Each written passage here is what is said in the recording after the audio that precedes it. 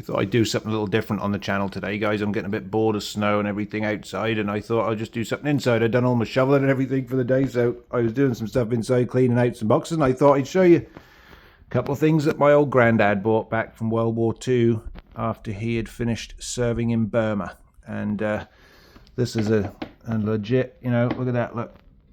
August 15th, 1945, and that's the Statesman is the newspaper, published simultaneously from Calcutta and Delhi, August 15th, 1945.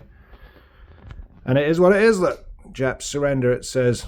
Allied terms accepted.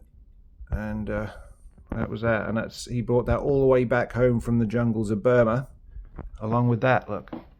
Somebody made that for him, I think a Gurkha.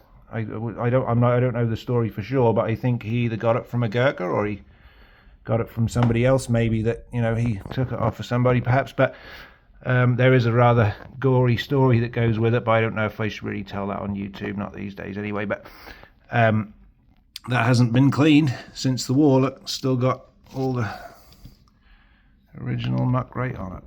I don't know if that's grease or, I wouldn't like to say, would you?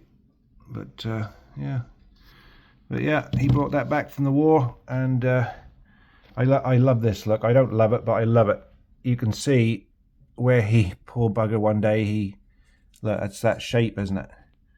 And he must have been in some kind of pickle, and he put it in the wrong way, and that went right through. Look, at some point he had to stitch that up. Look, out in the jungle probably, or wherever he was. And I know how he feels, because when I was a kid, I tried to take it out and put it back in. I almost did that exact same thing. I think I may have made that worse, but you imagine that. Yeah, that must have been a real pain in the ass, whatever he was doing there, mustn't it? But yeah, that's amazing, isn't it? That's all them years old, and somebody handmade that, didn't they? I mean, look at that. This is animal bone.